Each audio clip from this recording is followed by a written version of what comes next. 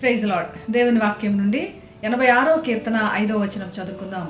ప్రభువా, నీవు దయాళుడవు, క్షమించుటకు సిద్ధమైన మనస్సు గలవాడువు, నీకు మొరపెట్టు వారు అందరి ఎడల కృపాతిశయం గలవాడవు.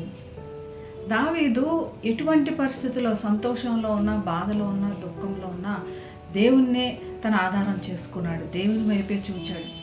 ఈ కీర్తన రాసే సమయానికి దావీదు పరిస్థితులు, తన చుట్టూ కూడా భయము, బాధ, తను ఇబ్బంది పెట్టేవాళ్ళు, తన మనసును క్షోభపట్టే వాళ్ళే కనపడుతున్నారు.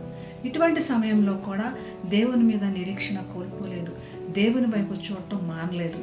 ప్రభువా, నీవు దీనులను కరుణిస్తావు, దరిద్రులను గ్రహిస్తావు, మరియు నీ ఎదుట నేను తగ్గింపుగా నీ ప్రార్థన కోసం ఎదురు చూస్తున్నానని ఎంతో వినయంగా దేవునికి ప్రార్థన చేస్తున్నాడు. నిన్ను నమ్ముకున్న వారిని ఎవ్వరు నువ్వు వెనదీయవు, లేదా వారిని ఎప్పుడూ కూడా నిరుత్సాహపడనివ్వు అని దావీదు రాసుకున్నాడు. దినమెల్లా నీ కోసమే, నీకు మాత్రమే కనిపెడుతున్నాను, ఏ మానవుడి దగ్గరికి కూడా నేను సహాయం కోసం వెళ్ళట్లేదు. నాకు ఉత్తరం ఇమ్ము, నన్ను కాపాడుము, రక్షింపుము, కరుణింపుము, నన్ను సంతోషింపజేయము, నా ధ్వని నీకు వినపడనివ్వు, నా ప్రార్థన ధ్వని వినపడనివ్వు అని మాత్రమే దేవుడిని పదే పదే గోజాడుతున్నట్లు కనపడుతుంది. ఇది దేవుని పట్ల తనకున్నటువంటి అమితమైన విశ్వాసం, దేవుడు మాత్రమే తనకు సహాయం చేస్తాడన్నటువంటి విశ్వాసం. మన ప్రతి పరిస్థితుల్లో కూడా ఇలా దేవుని వైపు మాత్రమే చూడాలని దావీదుని గురించి మనం గొప్ప పాఠం నేర్చుకోవాల్సిన అవసరం ఉంది. నిన్ను క్షమించమని వేడుకుంటున్నాను, క్షమించు వాటకు సిద్ధమైన మనసు కలవాడవు, నా పొరపాట్లను, నా దీనస్థితిని క్షమించు, నా పాపములను క్షమించు అని తనలో ఉన్న పశ్చాత్తాపం కనపడుతుంది. కాబట్టి దేవుని యొక్క కరుణను, నువ్వు దయాళుడవు అని ఎలుగెత్తి ప్రార్థన చేసి, నీ దయ ఎంతో గొప్పది ప్రభువా అని.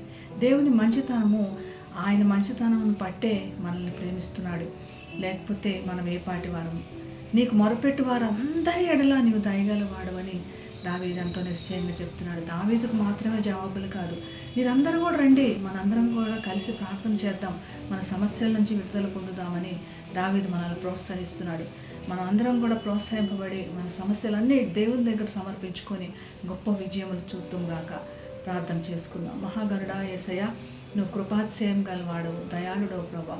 నీ దగ్గరకు వచ్చే వాళ్ళందరినీ ప్రభా నువ్వు కనికరించేవాడు, అందరికీ జవాబు దయచేసేవాడు.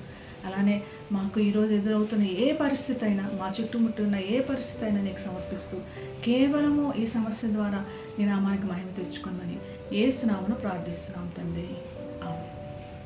Have a blessed day. God bless you.